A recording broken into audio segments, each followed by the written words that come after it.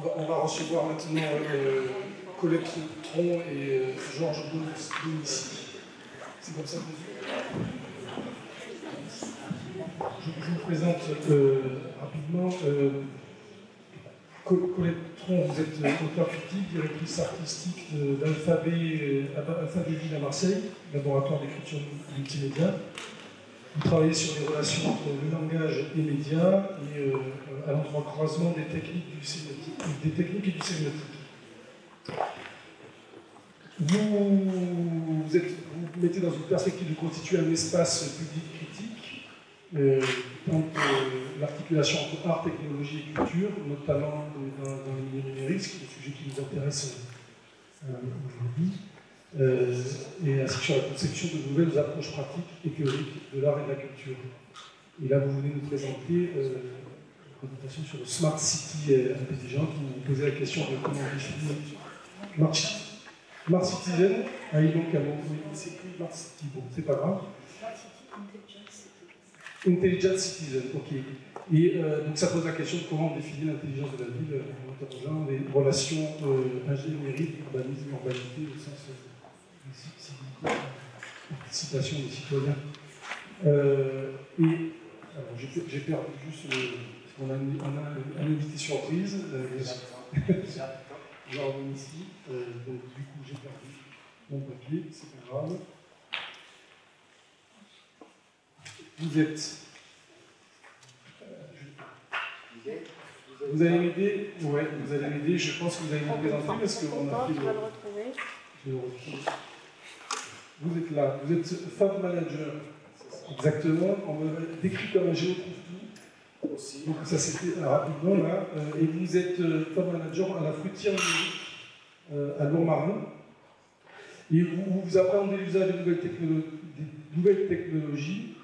Donc c'est un tiers-lieu, donc vous expliquerez ce que c'est, dédié à l'usage numérique ouvert à tous, c'est-à-dire professionnels, particuliers, labo et ce genre de choses. Donc vous êtes sur la fabrication numérique, donc sur la question de comment on le fait, alors que vous êtes sur comment on le pense un petit peu. C'est ça qui est intéressant de voir, de mettre en opposition vous faire de simplement. Et j'ai marqué une transdisciplinarité pour une citoyenneté numérique. Donc vous nous expliquerez ça tout à l'heure. Avec plaisir. Bonjour, merci beaucoup pour cette invitation, Marine Bagnuris et Yves Risser, et félicitations pour cette initiative. Donc, j'ai pris le terme de séminaire au pied de la lettre, c'est-à-dire que mon cheminement n'est pas fait de certitude, mais plutôt de questions, et j'ai pris un petit peu le chemin des ânes. C'est Le Corbusier qui disait les ânes font des serpentins parce qu'ils ne savent pas où ils vont, alors que les hommes tracent tout droit parce qu'ils savent où ils vont. Alors, moi, je suis peut-être un âne parmi les hommes. Alors, qu'appelle-t-on Smart City, qui est traduit par ville intelligente? Comment définir l'intelligence et, a fortiori, celle d'une ville? Donc il va s'agir ici d'interroger les relations entre ingénierie, architecture, urbanisme et urbanité au sens, on avait dit, de civilité ou de relations sociales cordiales et pacifiques. En effet, il serait désastreux d'envisager la conception architecturale, la construction et l'aménagement à venir, et peut-être pour un avenir, dans le seul fonctionnalisme de l'intelligence artificielle, celle des machines que sont les technologies numériques, dont le modèle computationnel, et malgré la tendance vers la singularité, ne peut simuler la complexité et la complexe réalité même de la pensée humaine, ni dans son processus, ni dans ses règles, c'est-à-dire dans son évolution qui est propre à la civilisation et à son esprit. Et pourrait-on ajouter dans la richesse et la puissance de ce que serait une intelligence collective, comme l'avait conçu Pierre Lévy, intelligence collective réticulaire, quels que soient les moyens techniques ou les médias de cette réticulation qui est peut-être fondatrice du lien social. Il ne peut donc exister de Smart City sans smart citizen, ou je dirais d'intelligent citizen, puisque le terme de smart signifie plutôt malin que intelligent. C'est donc l'intelligence citoyenne, celle des habitants des villes, peut-être ville-monde ou village global, et dont l'échelle est peut-être planétaire ou encore biosphérique, cette dernière étant appareillée des satellites qui connectent les espaces terrestres via les réseaux et les objets techniques communicants, dont évidemment les villes, par leur densité, condensent et intensifient ces connexions.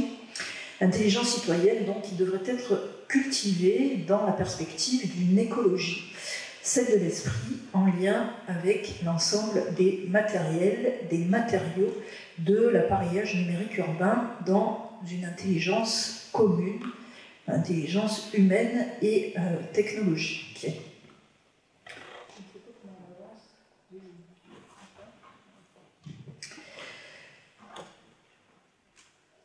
Alors, on pourrait dire, selon le vocabulaire d'Ars Industrialis, que l'esprit se produit dans un milieu technique qui favorise et qui valorise la culture et la valeur de l'esprit. Telles sont conçues et voulues de telles technologies de l'esprit, puisque c'est initialement ce dont Marine Bagnaris m'avait demandé de parler. Après les industries de transformation de la matière, après les industries culturelles du XXe siècle, issues du stade analogique de la grammatisation, le XXIe siècle ouvre le stade numérique des technologies de l'esprit. Le milieu numérique offre possiblement des technologies de transindividuation, mais réaliser ce possible ne pourra se faire que si ces nouvelles industries de l'esprit associe les capacitations de l'individu. Association donc entre industrie de l'esprit et capacitation de l'individu et du collectif, et ce qui pourrait être entendu par intelligence commune. Ainsi associés, formant le milieu technique et comme milieu, c'est-à-dire intermédiaire entre l'homme et son environnement, et en ce qui concerne l'urbanité, entre les citoyens et les activités de la cité, qu'elles soient publiques ou privées. Cette association est une attention à ce milieu et pourrait ainsi être nommé un milieu associé. Son appareillage ne peut donc être conçu selon le modèle de l'automatisation intégrale qui élimine la part humaine, l'intelligence humaine, formée, elle, de cette attention, et tout autant capable en capacité d'interprétation des résultats, par quoi opèrent les procédures de calcul des automates numériques. On en a un petit peu parlé dans la table ronde précédente. Donc l'interprétation est encore une faculté de l'intelligence humaine. Ce pourquoi Ars Industrialis et l'Institut de recherche et d'innovation proposent la construction d'un web herméneutique qui se distingue de l'analyse statistique des machines de calcul. Alors, est-ce là une forme de l'intelligence? Il faudrait peut-être revenir au test de Turing, pionnier de l'intelligence artificielle, provoquant avec cette simulation aveugle une expérimentation de cette distinction entre les formes de la pensée humaine et l'activité machinique de l'ordinateur. Les machines peuvent-elles penser? C'était la question d'Alan Turing. Il essaya d'en faire le test, connu sous le nom de test de Turing, avec un jeu de limitation qui pourrait être une forme de simulation du processus de l'intelligence, afin de comparer le comportement humain avec le comportement machinique, celui de l'ordinateur, initialement conçu comme une réplique du cerveau humain. Car la machine dont nous parlons et dont il s'agit ici est une machine de computation, une machine numérique, c'est-à-dire une machine à calculer, très élaborée et actuellement devenue tellement complexe dans son fonctionnement, au point que toute intelligence artificielle désigne ce mode opératoire. Mais nous savons que l'intelligence algorithmique n'est pas totalement équivalente ni similaire, parce que penser veut dire, d'après le titre de Martin Heidegger, évidemment, que veut dire penser? Car le cerveau humain ne fait pas exclusivement des opérations mathématiques pour ouvrir des chemins de pensée, et que son intelligence est bien au-delà et convoque de nombreuses facultés et capacités qui ont été analysées depuis la philosophie aux sciences. C'est d'ailleurs entre autres une différence que faisait Henri Bergson entre l'activité cérébrale et le travail de l'esprit, cela dans Matière et mémoire, essai sur la relation du corps et de l'esprit qui date de 1896 et dont je vais un petit peu reparler. Nous apprenons aussi que les formes de pensée et les règles de l'esprit sont relatives au temps et aux espaces, ce qui signifie qu'elles sont culturelles, civilisationnelles, avec des changements et des différences, des variations, des variétés, produisant ce que l'on pourrait appeler avec Bernard Stiegler de la noodiversité, et il faudrait certainement appuyer sur cette valeur. Or, avec les machines de computation, leur production et dissémination hyper-industrielle dans une globalisation maintenant accomplie, et avec le développement de l'intelligence artificielle, le paradigme du calcul, comme l'appelle Bernard Stiegler, devient le fonctionnement hégémonique des activités analytiques et même des décisions via les algorithmes des technologies numériques, leur autonomie, leur puissance et leur vitesse. Mais est-ce ainsi que nous devrions penser? Et est-ce même penser si c'est une forme de l'intelligence? Donc pour son avenir et pour l'advenir d'une nouvelle rationalité ou vers une nouvelle économie de la raison, nous pourrions examiner le concept de penser avec un A, ou qu'est-ce que penser avec un A toujours, qu'appelle-t-on penser selon Bernard Stiegler. Cela pour eux, une pharmacologie de l'intelligence et de la pensée, faisant peut-être ce que Jacques Derrida appelait une violence au calcul. Donc c'est peut-être en ce sens que je tenterai ici d'identifier ce que pourraient être des technologies de l'esprit numérique dans une relation transductive et fertile entre humain et machine, et qui formerait un milieu technique et culturel dans lequel il y aurait coévolution de la noèse et de la technèse. Aussi, les technologies de l'esprit appellent-elles une politique industrielle en ce sens, et c'est l'objet de l'association Ars Industrialis, contre une misère symbolique anesthésiante et désintégrante, et surtout factrice d'irresponsabilité. L'esprit n'est pas immatériel et ses formalisations s'expriment autant qu'elles s'impriment à travers les organes humains et ses instruments, produisant des exorganismes, un terme qui nous vient de Alfred Lotka, qui sont à la fois matériels et spirituels, sans quoi, pour citer Hannah Arendt, il n'y aurait que réification sans pensée. L'appareillage numérique, ses données et le calcul automatique en sont une époque technique et symbolique, et cela nécessite analyse et critique. L'homme produit lui-même ses organes artificiels, et c'est par son expérience et son intelligence qu'il les façonne comme ses prothèses ou ses prolongements, dans lequel, je le disais, il y a une relation transductive entre organes endosomatiques et exosomatiques, intérieurs et extérieurs. Donc c'est en quelque sorte à ce lien entre la noèse et la technèse auquel il faudrait persister à prendre soin dans le développement technologique qui vient, et y compris dans ce qui formera des villes intelligentes et bienveillantes, et pas seulement surveillantes. Alors, c'est ici une tentative de définir la ville intelligente, une ville habitée et ouverte, et de la concevoir, si ce n'est de la fabriquer.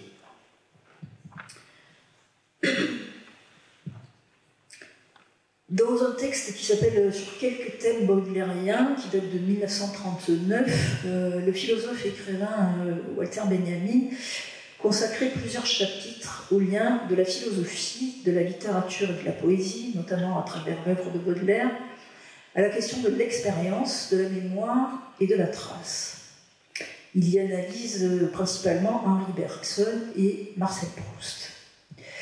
Depuis la fin du XIXe siècle, écrivait-il, la philosophie a entrepris toute une série de tentatives pour ressaisir la véritable expérience par opposition à celle qui se manifeste dans l'existence normalisée et dénaturée des masses soumises à la civilisation.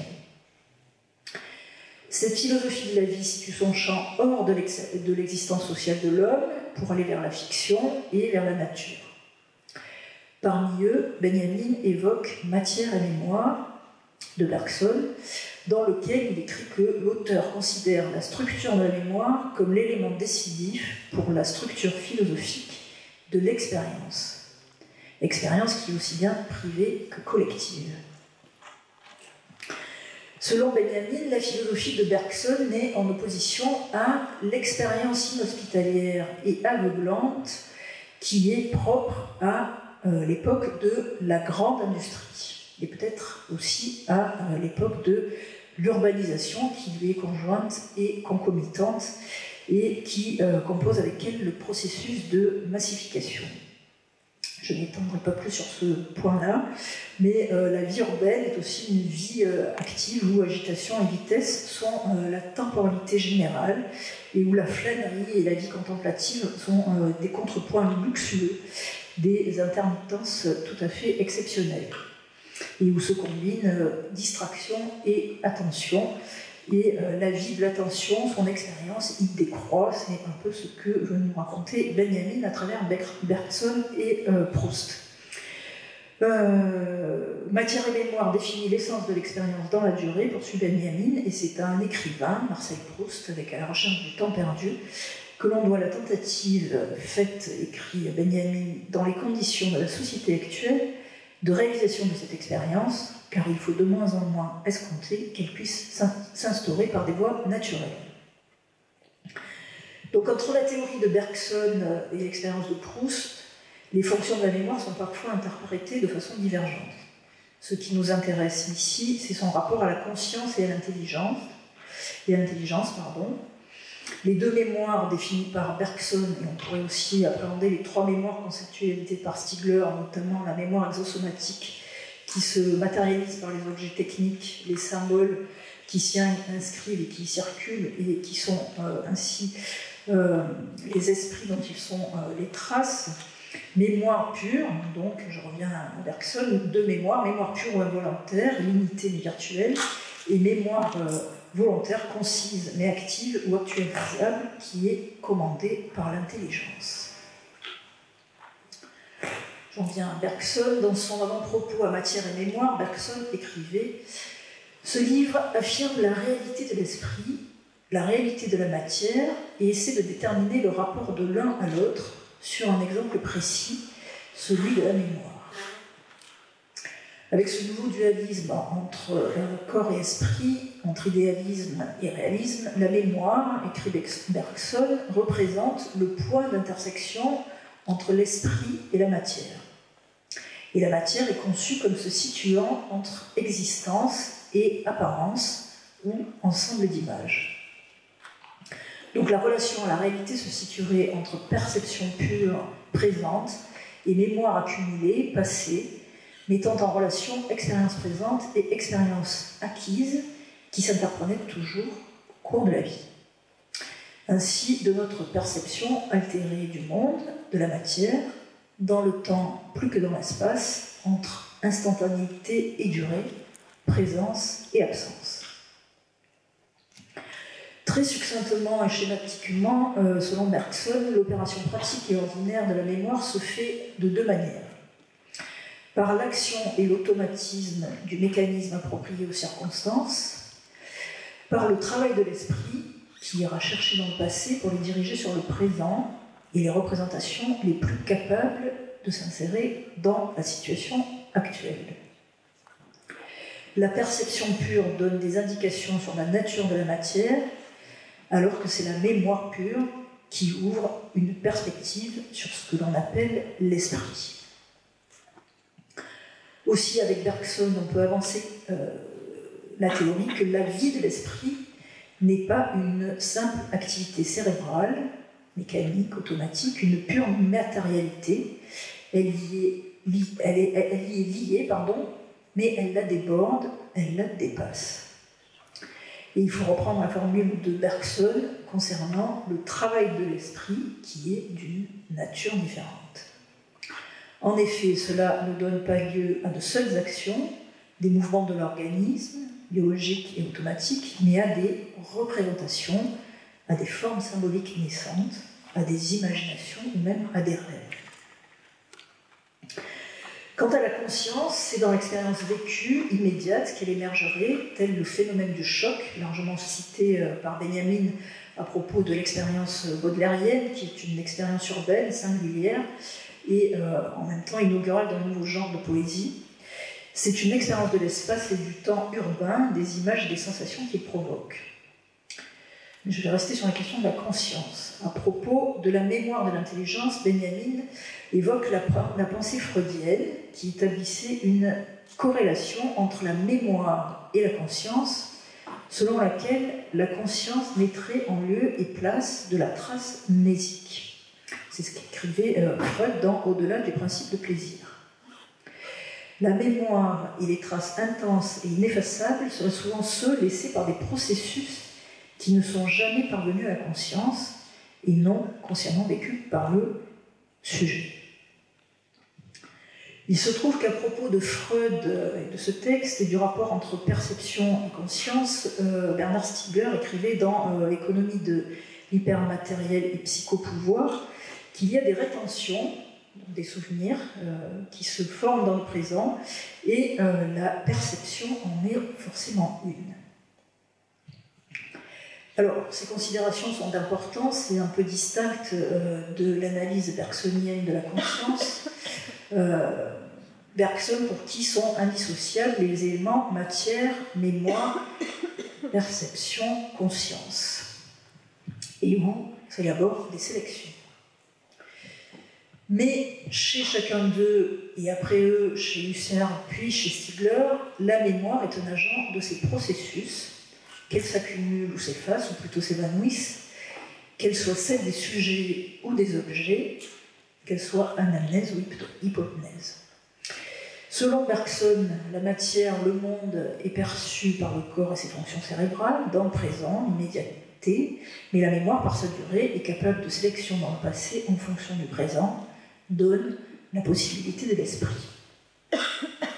Ainsi d'une trinité, matière, mémoire, esprit, et on pourrait invoquer une généalogie de l'esprit.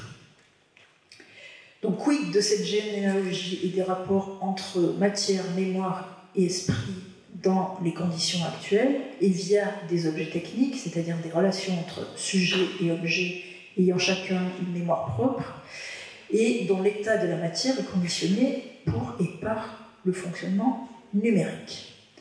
Quid de l'esprit des technologies et de technologies de l'esprit en tant que matériel et appareil, instrument ou technique, définissables comme matière inorganique organisée.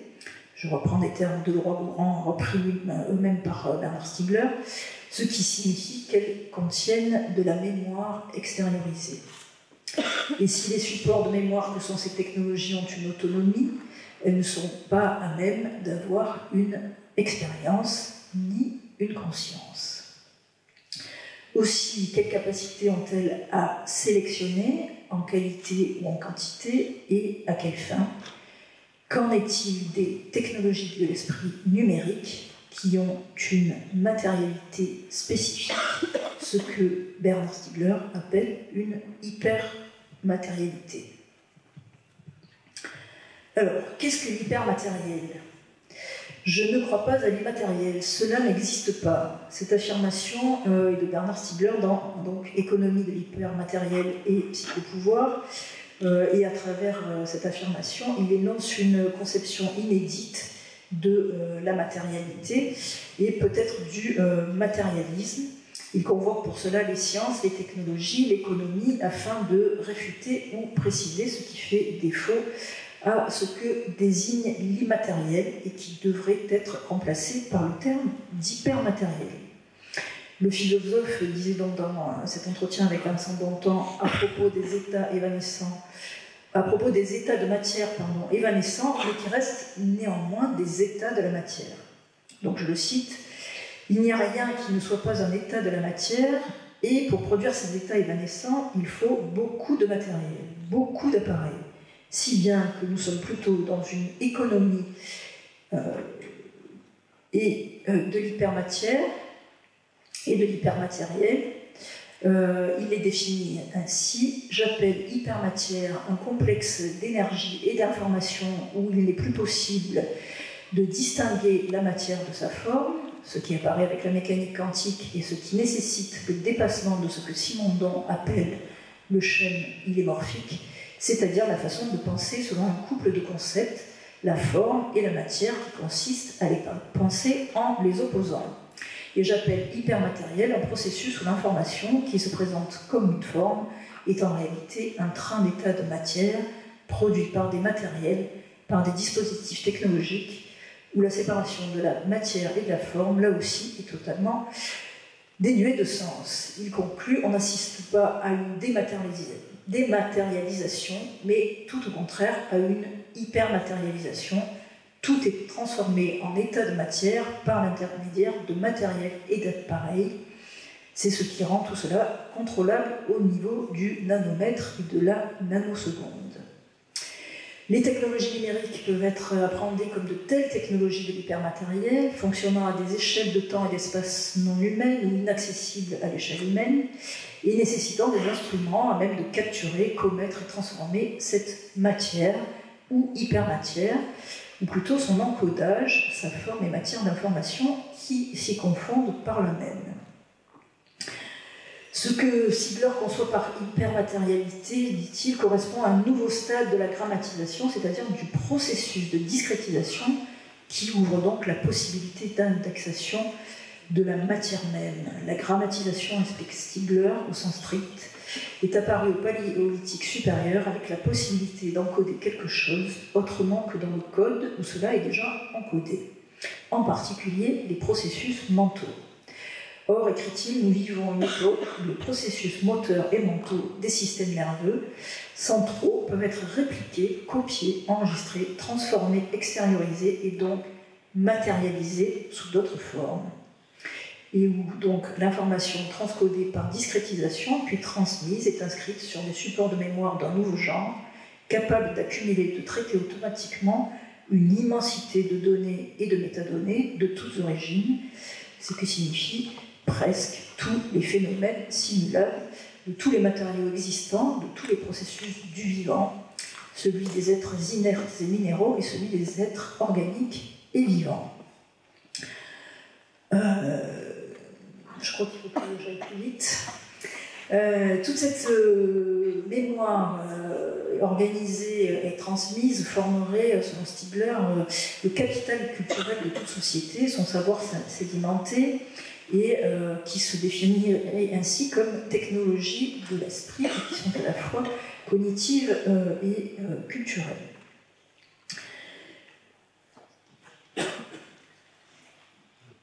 Alors, écrit encore Stigler, l'hypermatière est ce qui contient déjà la possibilité de ce qu'on appelle l'esprit.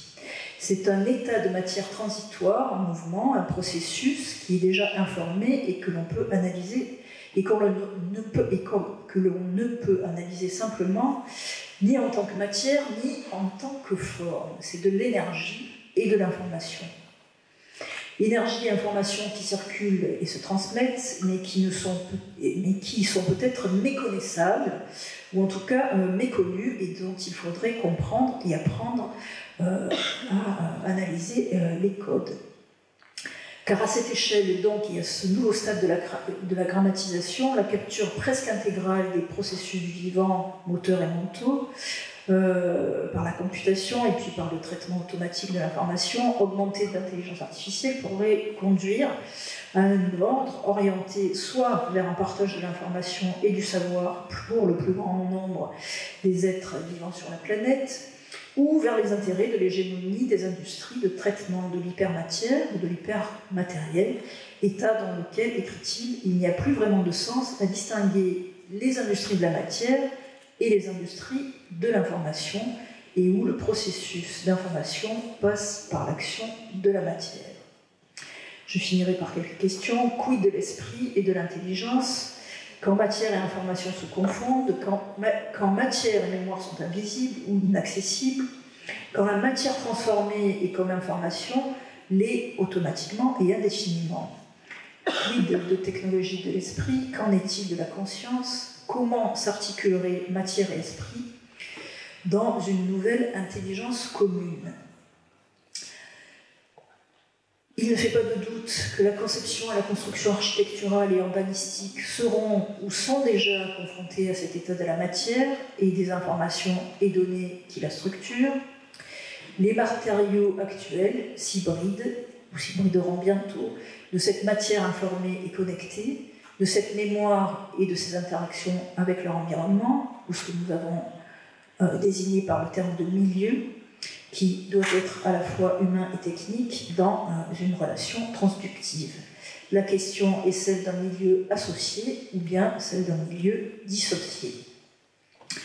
Chaque objet technique devenant un média, le bimédia, qui est un terme inventé par l'écrivain et urbaniste Adam Greenfield pour désigner l'informatique invasive et omniprésente qui se détache de l'ordinateur pour s'insérer dans les objets du quotidien. L'UB-média s'étendant donc peut-être à l'ingénierie de la construction et de l'aménagement urbain, y compris l'architecture et des bâtiments, publics et privés. Comment concevoir les paramètres d'un esprit des lieux, de lieux qui ne soient pas hantés, mais de lieux qui soient habités. Je vous remercie.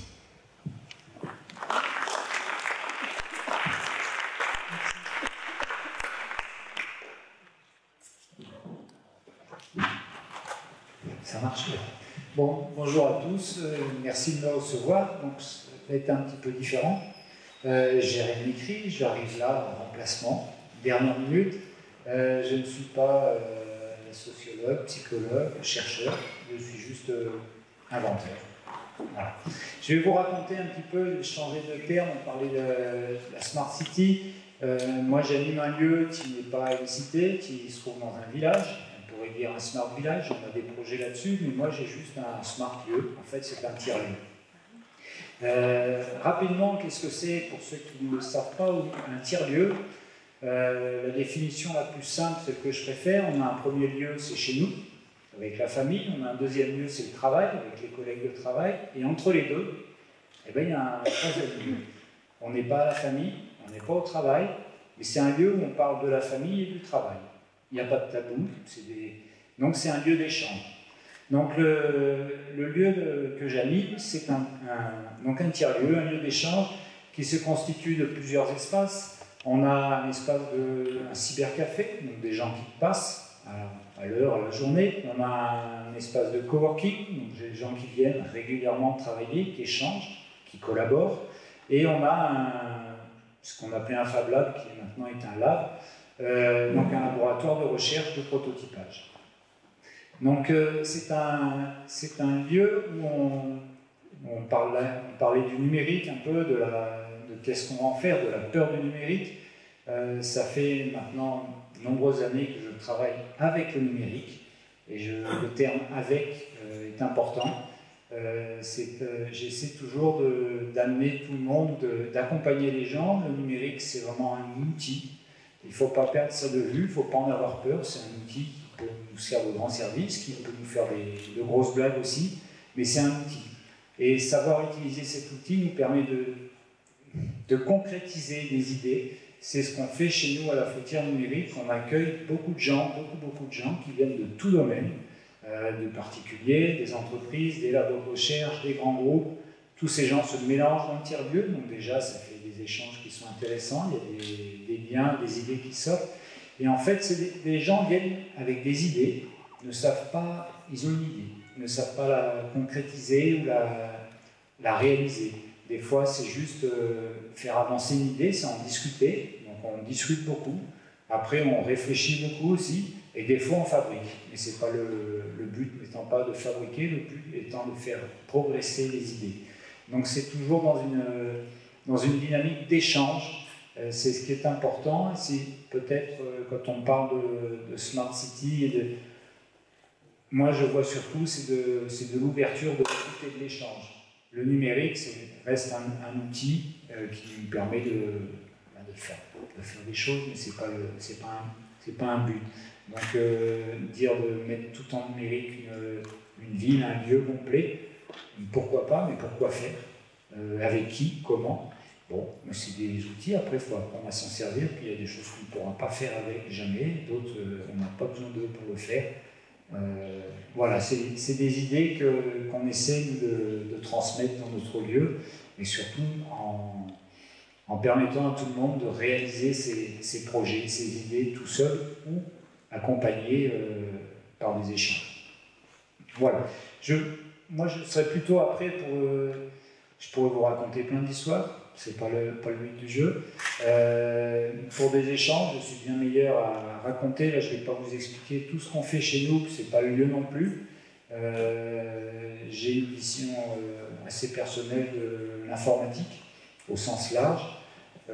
Pour vous dire, voilà, encore l'idée que l'informatique n'est qu'un outil. J'ai été menuisier de nombreuses années. Je suis modeleur 3D maintenant depuis aussi de nombreuses années. Quand je modèle en 3D, je retrouve le même plaisir que quand je sculpte du bois. Donc c'est vraiment des outils, on peut, vous en archi, vous pouvez vous éclater, ça ne fera pas les maisons, mais on peut s'éclater en modélisant et en utilisant l'informatique, le numérique. Voilà, je répondrai à vos questions après avec plaisir, ou j'échangerai sur vos idées, et voilà ce que j'avais envie de vous présenter. Merci.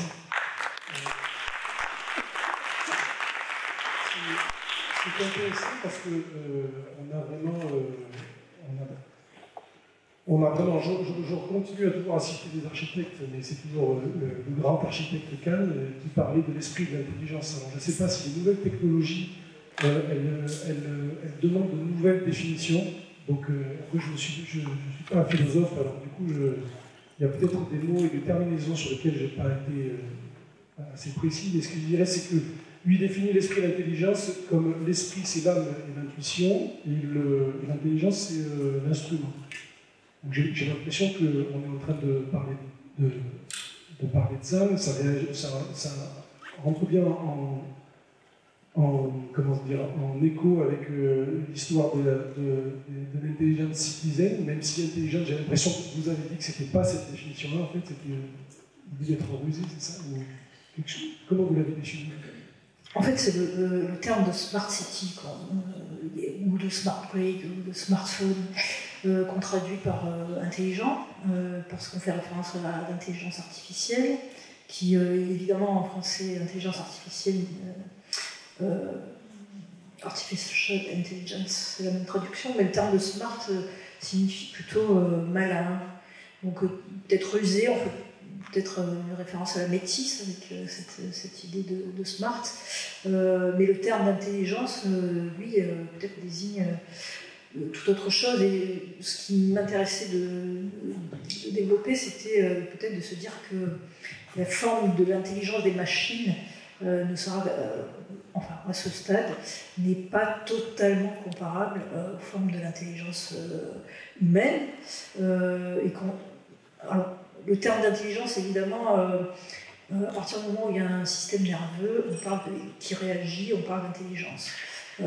Mais est-ce qu'un automatisme est de l'intelligence? Sur quel niveau d'intelligence on se base? C'est pour ça que on tend, enfin moi-même et avec Arsène Chialis, on tend à parler d'esprit et du travail de l'esprit, qui n'est pas tout à fait la même chose que la réactivité de l'intelligence.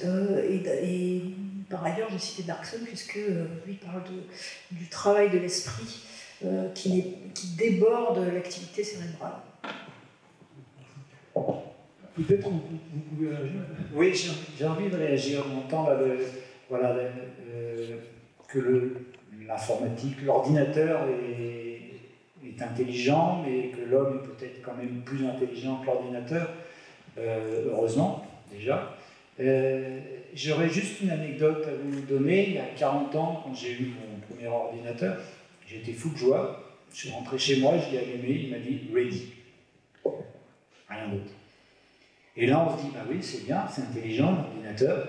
Et on fait quoi? Et ben là, du coup, c'est l'intelligence humaine qui rentre en ligne de compte. On commence à coder, à apprendre, et comment on lui parle, et on lui apprend C'est un bébé, un ordinateur. Et l'ordinateur, grâce à lui, on peut faire plein de choses qu'on n'arrivait pas à faire il y a quelques années.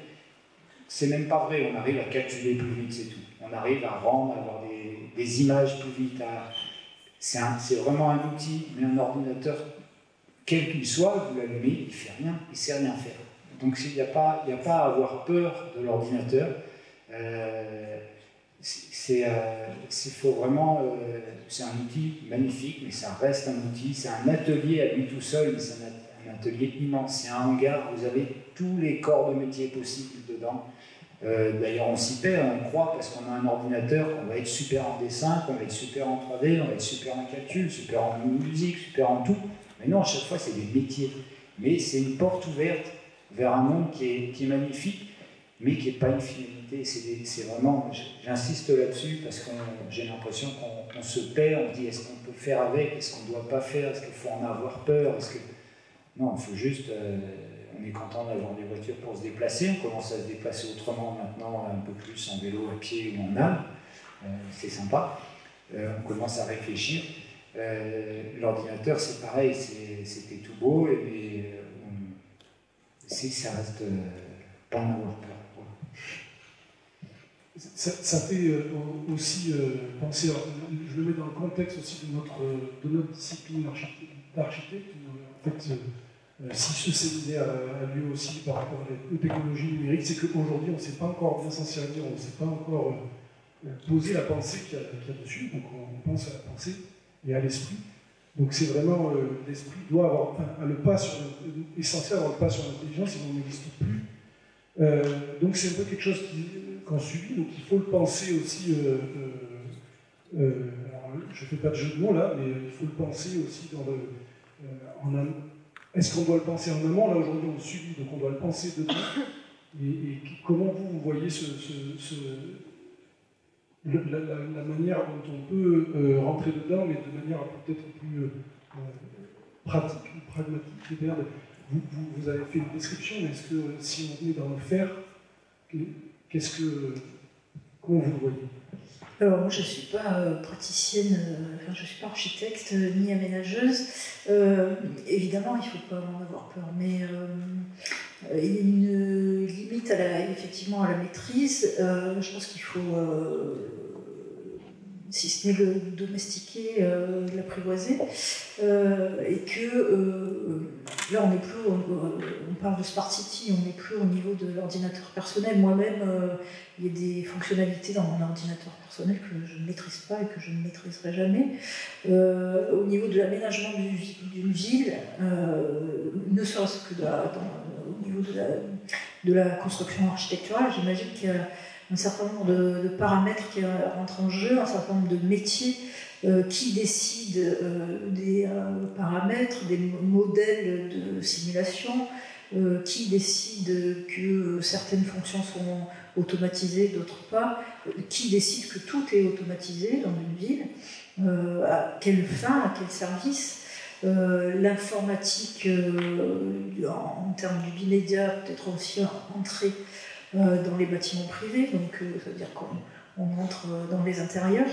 Il y a la question de la trace à travers la question de la mémoire.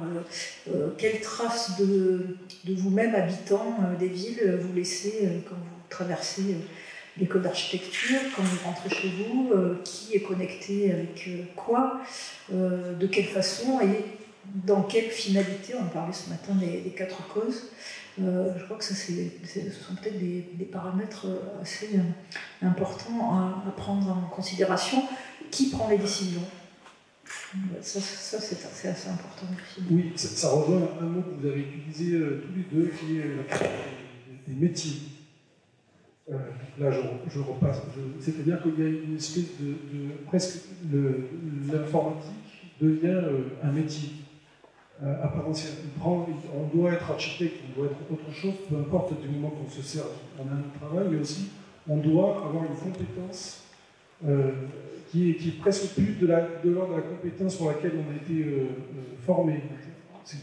C'est une sorte de contradiction, et donc du coup on peut penser qui décide, et en fait est-ce que tout ça est mouvant et doit bouger, enfin, il doit bouger, on doit le subir, ou est-ce qu'à un moment donné, les politiques s'en emparent? Mais c'est pareil, les politiques, d'une certaine manière, ils ont un autre métier que le métier qui coordonne. C'est assez complexe comme question. Mais pour donner un exemple, j'ai été invitée en juin dernier par Post Habitat qui doit intégrer le BIM dans la gestion de leur parc de logements sociaux. Ça pose un nombre de problèmes incalculables. D'abord parce que la maîtrise d'œuvre commence à peine à savoir maîtriser le BIM, que les métiers du logement social doivent être concernés par cette situation nouvelle que va générer le BIM. Alors, il y a une grande, dans l'espoir, c'est qu'il y a une grande coordination des informations, des données qui vont être traitées et que tout ça va être centralisé. Et en même temps, les données centralisées, on sait bien aussi que c'est un moyen de contrôler. Et en même temps, qui pourra maîtriser les données qui seront traitées, qui seront évidemment collectées et traitées pour l'ensemble des bâtiments qui concernent aussi les habitants de ces bâtiments. Parce que si c'est un logement social et que les gens ne sont pas chez eux, ils sont quand même dans des espaces privés. Donc voilà, ça pose un tas de questions, de décisions et même de droits, je crois. Ça entre en relation avec l'intervention de Jean-Yves juste avant. Oui, sur le savoir des citoyens, je crois. Moi, j'ai envie de reprendre là, sur ta remarque. Tu disais, dans le milieu de l'architecture aussi, on est obligé de s'en servir, il faut savoir, on change de métier. C'est pas obligé. C'est des approches différentes de métiers. Après, il y a des gens que ça intéresse, et du coup, qui en font leur métier, je sais pas, je dirais faire de l'informatique numérique, et des gens qui ont envie d'être architectes, et qui n'ont pas envie d'utiliser un ordi, ça doit pouvoir exister aussi. Ils vont aller voir quelqu'un qui sait l'utiliser, et ils vont collaborer, ils vont travailler ensemble. Il ne faut pas avoir peur, ce n'est pas une obligation non plus. Je pense qu'on est en train, on parle de smart city, une ville, on va la rendre intelligente, on va toute la connecter, un village, on va tout le connecter. Moi j'ai envie de demander pourquoi. C'est pas obligé, ça peut amener des choses, mais on n'est pas obligé, on peut encore vivre sans ordinateur. Chez nous, je reçois des gens qui ont des idées géniales, des idées qui font le tour du monde, ils ne savent pas se servir d'un ordi, ils viennent nous voir, on discute, nous on fait la partie technique, ordi, eux ils ont la partie idée, et c'est pas obligé de... On a l'impression, comme on a accès à tout ça, que si on ne sait pas s'en servir, on n'est pas intelligent. Et du coup, on ne peut pas avoir d'idée, on ne peut pas s'exprimer, c'est pas vrai. D'où cette question politique de dire, de proposer autrement. Parce qu'aujourd'hui, le maître d'ouvrage demande à ce que ce soit BIM, et si vous ne l'avez pas, vous avez beau pas vouloir, vous avez beau apporter quelque chose en plus, vous pouvez rien faire. Il faut collaborer, il faut travailler ensemble, coopérer. Et du coup, il faut de l'échange, et il faut revenir à des valeurs fondamentales. Alors là, je suis bien d'accord sur la question de la coopération. Bernard Stiegler parle, lui, de coopération des savoirs. C'est vraiment l'exemple de Jean-Yves Blaise, c'est-à-dire comment on construit l'intelligence dans une... Bon, j'ai cité l'intelligence collective, mais dans une véritable coopération qui produisent elles-mêmes de l'intelligence. L'erreur, c'est peut-être pas le terme, mais c'est nos politiques depuis 20 ans parlent de la fracture numérique. Il faut toucher la fracture numérique. Donc, tout le monde soit dans le numérique, tout le monde au même niveau. Mais pourquoi c'est pas nécessaire? Tout le monde sait se servir d'un téléphone, c'est bien, mais après, tout le monde n'a pas besoin d'être... et là, on dit se servir, mais après, il y a des codeurs, et c'est un monde énorme. Et on n'a pas besoin, les artisans n'ont pas besoin de connaître tous les métiers de l'artisanat. Je crois qu'on a peur que la machine prenne le pas sur l'homme, mais on est en train de tout faire pour essayer de dépendre d'elle à 100%. Moi, je réfléchirais, je prendrais le problème un petit peu différemment. On est absolument dans une idée de progrès. absolument aller toujours plus, faire toujours différent et mieux qu'avant. Oui, et avec une machine, c'est pas obligatoire. C'est pas obligatoire. Merci. Quelqu'un veut poser des questions? J'imagine qu'il y en a plein.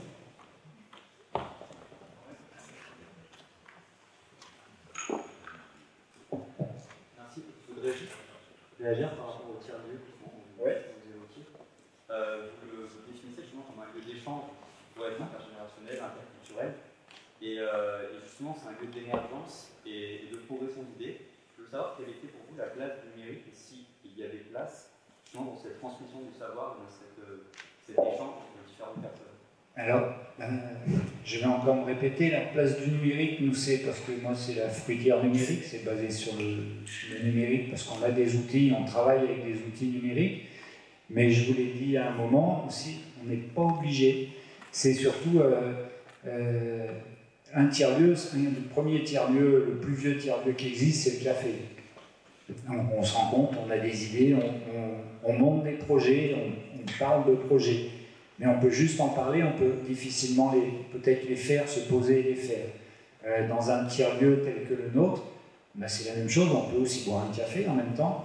Et c'est quand on a des idées ou des projets, on peut faire derrière, on descend d'un étage, on va faire des maquettes, on va faire des machines, on va usiner des pièces, ou on va juste échanger avec des gens qui allaient au magasin de bricolage du coin, trouver 3 petits trucs qui modifiés vont faire qu'on va réaliser son projet, son idée. Voilà, le tiers-lieu, c'est pas forcément du numérique. Des projets, on en reçoit à peu près 2 par jour, nous. Et on a des projets des fois sur lesquels on bosse des mois. Il y a des projets qui nous prennent 1 heure. Des gens, ça fait des années qu'ils ont ça en tête, ils cogitent un truc, ils savent pas, ils sont tout seuls, ils ne savent pas comment le prendre, ils viennent, on échange avec les gens qui sont là aussi, on a un catalogue de compétences des gens qui viennent, qui utilisent le lieu, et en 1 heure, le projet peut être fait. Des fois, c'est un déclenchement, et il n'y a pas forcément du numérique. Voilà.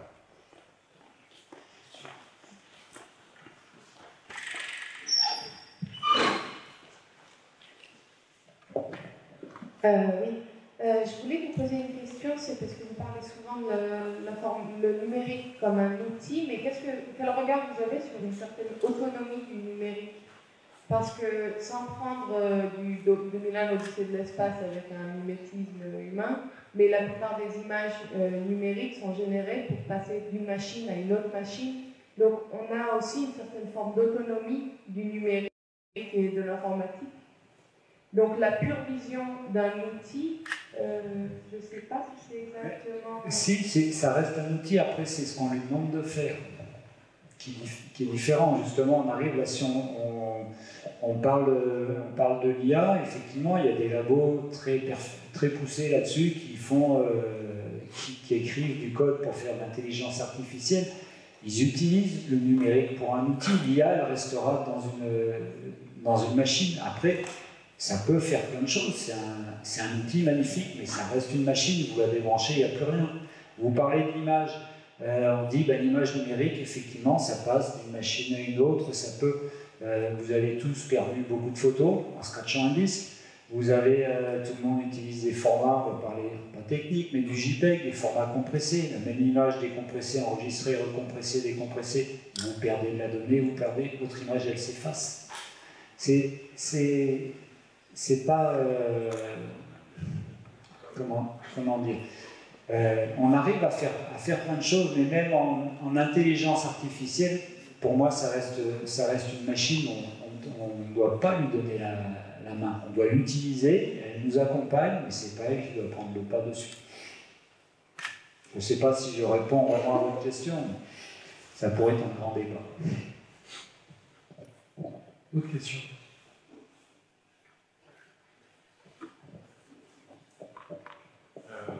On a parlé de coopération et du coup, vous avez tendance à passer de l'informatique comme un outil et une machine. Mais du coup, en tant que maître d'œuvre, concepteur, est-ce que quelque part vu que notre travail, c'est de faire, on fait faire des choses à des artisans, à des maçons, on demande de l'aide à des ingénieurs, et du coup, avec cet outil qui est quand même assez particulier, on se retrouve dans une situation où on va lui demander de faire certaines choses, et du coup, est-ce que justement, dans ce petit décalage par rapport à un outil standard, le fait de faire, ça devient presque ce numérique devient presque un collaborateur dans certaines situations. Oui, mais qu'est-ce que vous allez lui demander de faire faire? De faire faire des plannings, des rétro-plannings, des choses comme ça? Vous allez lui demander de faire quoi? Après, là, pour le coup, je ne sais pas. Là, je vais donner l'exemple d'une maquette, par exemple. Quand on crée une maquette, on a un projet en tête, on essaie de le matérialiser pour qu'il soit pour nous plus comprendre ou pour nous l'expliquer aux commentaires. Mais quand je fais une maquette à la main, il y a quelque chose de très laborieux où à chaque instant, du coup, on me passe comme un travail d'artisanat. Alors que du coup, c'est un fait avec le laser, et c'est une question de prévoir la situation, de donner une information, de demander à la machine de faire la chose. Oui, mais ça alors. Donc d'être nous-mêmes la machine. Oui, mais là, j'ai envie de dire, vous parlez de découpe laser derrière. Vous allez faire des dessins en fonction pour que ça marche en découpe laser, pour que ça s'emboîte derrière. Là, vous êtes vraiment 100% machine. C'est 100% une machine, c'est vous qui réfléchissez, c'est vous qui faites. C'est l'ordinateur ou le code que vous envoyez, le G-code que vous envoyez au laser, c'est vous qui avez demandé de le créer. C'est encore, on est encore, de mon point de vue, encore plus bas dans le niveau de la machine. Il n'y a pas de, la machine, elle ne prend aucune décision là. C'est vous qui lui dites de faire faire. Alors c'est une collaboration, mais comme on peut dire que pour planter un clou, vous collaborez avec le marteau. Le marteau collabore avec vous, oui, mais ça reste un marteau. On ne se pose pas la question. La question elle se pose sur le processus, c'est quand est-ce qu'on utilise la machine. Oui, quand est-ce qu'on l'utilise? On n'est pas obligé de l'utiliser. Ça vous est tous arrivé de vous dire, mon Dieu, mais je perds du temps là. Si je faisais à la main sur un papier, j'irais beaucoup plus vite. Ça nous arrive tous, tant qu'on n'a pas une maîtrise complète et savoir ce qu'on veut faire, jusqu'où on veut aller. C'est vrai que des fois, c'est bien d'avoir juste un carnet, un crayon, on va beaucoup plus vite que se dire, tiens, je vais faire des croquis sur une tablette avec un stylet. C'est encore ce choix de quand, mais c'est toujours nous qui faisons. Enfin, à ma connaissance, je ne connais pas d'ordi, on lui dit fais ça et on va le faire tout seul. C'est... Oui, ok. Mais non, mais parce que ça rentre un peu dans votre intervention qui est un peu après coup, on dit on est en train de subir un peu une situation, parce que quand même, ce qu'elle décrit là, c'est des choses simples. Vous décrivez quand même une situation qu'on est en train de subir, et c'est moi aussi qui vous en parle à travers le livre. Donc, non, mais là, je pense qu'il y a une différence de niveau et de niveau peut-être de développement technologique et aussi d'économie entre l'émergence des tiers-lieux qui sont pour moi très vivaces et très intéressants, où il y a là peut-être aussi de l'invention, et des développements qui sont des systèmes industriels qui sont massivement développés, qui sont, on a dit hégémoniques, mais on voit bien que le BIM devient quelque chose qui arrive partout, qui envahit un petit peu. Est-ce que les architectes peuvent se regrouper en faisant des propositions aussi alternatives? Dans la science, il y en a. Voilà, je ne suis pas architecte, je pose des questions. Mais voilà, il y a peut-être ces deux... On sait très bien que du côté des tiers-lieux, des Fab Labs, du logiciel libre, il y a d'autres choses qui se passent. Et tout ça, c'est quand même... les logiciels libres, c'est quand même Richard Stallman qui était un informaticien qui travaillait, je ne sais plus si c'est chez Apple, qui à un moment a réagi en disant mais là on fait des systèmes fermés, propriétaires, qui bafouent même le droit du consommateur. Donc il y a d'autres façons de fabriquer les choses et dans quelque chose qui est plus de l'ordre du partage. Voilà, quoi. Il y a des mouvements un peu qui s'opposent. Bon, ça c'est un petit peu normal et c'est heureux. Oui, mais enfin, vous parlez de ce BIM là, c'est sûr, il y a plein de domaines où c'est en train de prendre le pas, on est obligé. Mais si on remonte à la source, c'est pas une machine qui l'a décidé. Donc il faut. Ouais. Bon, très bien, c'est une bonne conclusion. Merci pour ce dialogue.